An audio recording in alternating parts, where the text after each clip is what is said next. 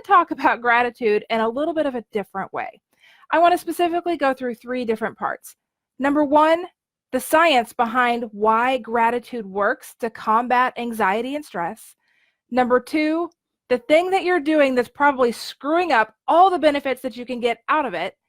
And number 3, the one thing that most of us forget to include on our list. So let's go ahead and get started. First off, gratitude as a combat method for anxiety, worry, and stress. Why does that work? Let's talk about the science. What you guys may not know is that every single emotion that you feel, so all the feelings, anger, stress, anxiety, happiness, joy, gratitude, sadness, all of it, every single emotion comes first from a thought. It's something that's going on in our minds. It's a sentence in our brain. So it's not the things that are happening around us that cause us to feel happy or sad or angry or stressed, any of those things. It's our thoughts about the things that are happening around us that create those emotions. When we understand that, then we can take a look at why gratitude works, because you can't feel 2 emotions intensely at the same time. Our minds go a million miles an hour. I think we would all agree on that. And we can have lots of different thoughts, excuse me, lots of different thoughts, even contradictory thoughts, immediately, like one right after the other in rapid fire session. And when that happens, if they're creating different emotions, we feel that roller coaster, and we label all of that chaos as anxiety a lot of the time. But when we slow down and we intentionally think about things and we focus on them, it's impossible to be overwhelmed and consumed by multiple emotions at once. And that's why gratitude is such a great practice when you're feeling really stressed out and anxious, because you can kind of slow down the busyness in the brain, slow down all those sentences, and really focus in on something that's going to generate a positive emotion. It's going to make you feel a whole lot better, just to get present and to think about the things that you're thankful for and grateful for in your life. So that's the science behind why this works, because you're intentionally slowing down your thoughts, and particularly slowing down those negative thoughts that are creating negative emotions, or thoughts that don't even seem negative on the surface, but are creating negative emotions. And you're intentionally redirecting your mind to the things that are causing positive emotions, and specifically gratitude. When you're looking at going through a list of all the things that you're thankful for, taking 10 or 15 seconds makes a huge difference. It can really kind of reset you to move on forward. Now, the thing of it is, there's one thing that most of us do in this gratitude practice that screws the whole thing up, and that's feeling guilty. So instead of saying in those moments when we're really stressed out, I'm thankful that I have a job, the thought that you have is, I should just be thankful that I have a job. They seem very similar, right? But they're totally different as far as what they create from an emotion. If you just think to yourself, I'm thankful that I have a job, that creates a bit of peace and well-being and gratitude. The I should be thankful that I have a job creates guilt and shame. So totally different things. And so how many of us are screwing up gratitude practice is by sticking the word I should. I should just be grateful. I should just be thankful that I have a roof over my head. I should just be thankful that I have food in the cupboard. I'm more well off than others because of XYZ, and in a way that it makes you feel guilty for having what you have. That is not the practice of gratitude. That is really a practice of beating yourself up. Gratitude is just being thankful without any qualifiers. I'm thankful that I have a place to live. I'm thankful that I have a roof over my head. I'm thankful that I have food in the cupboard. That's how you want to think about gratitude, because otherwise you're ruining the positive effect that you have from it.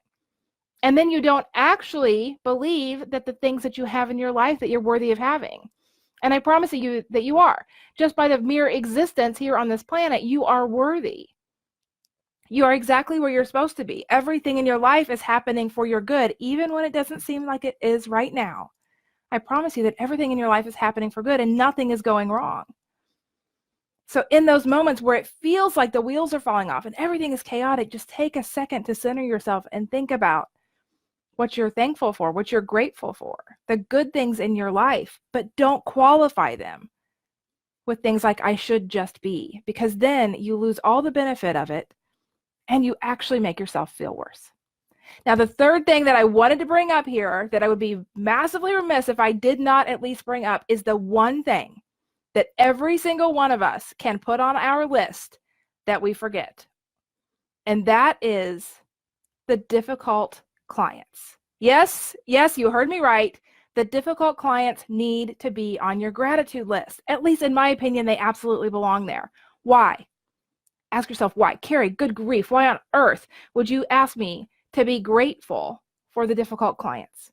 Here's why. So difficult clients, let me maybe define it. Difficult clients, the ones that challenge you in the exam room, the ones that nitpick over the bill, the ones that bring in the pet that's covered in fleas and overdue on vaccines and positive for heartworms, like the worst of the worst clients. These are the ones I'm talking about. These are the ones I want you to be grateful for. I want you to consider being grateful for. I can't tell you what to do, but I want you to consider putting them on your list. And here's why. Those clients who right now you probably believe cause you most of your frustration, and they break your heart, and all of these things that you could label them as being the cause of, what you're missing when you're focused on their shortcomings is the most important reason that you even know them. And it's because they brought their pet to you for care. So even the worst pet owner in the world, the worst client in the world, is still 1,000,000 times better than the one who never even bothered to seek treatment for their pets. And so in those moments when it is so easy to get very frustrated and stressed out about the terrible pet owners, take a minute to be grateful for the opportunity to educate them. And then just realize that all the education that you give them right now may not change their decisions today, but that you have no idea how that seed you planted is going to bloom in the future. All the terrible decisions that they're making for their pets today may be different with the next one.